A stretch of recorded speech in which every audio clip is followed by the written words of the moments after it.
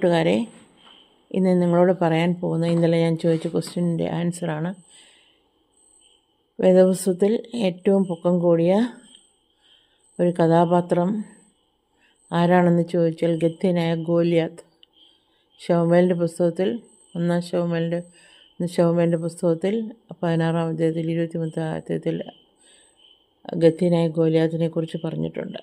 ഏറ്റവും പൊക്കം കൂടിയ ആളാണ് ഗത്യനായ ഗോലിയാത്ത്. ഫെലിസ്ത്യരുടെ മല്ലനായിരുന്നു. ദാവീദ് ഒരു കല്ലും ഒരു കവണിയും കൊണ്ട് അയാളെ തിരുനെറ്റിക്ക് എറിഞ്ഞ് അയാളെ കൊന്നു എന്നതാണ് നമുക്ക് അതിൽ കൂടി മനസ്സിലാക്കാൻ പറ്റുന്നത്. ഇതാണ് എൻ്റെ ആൻസർ.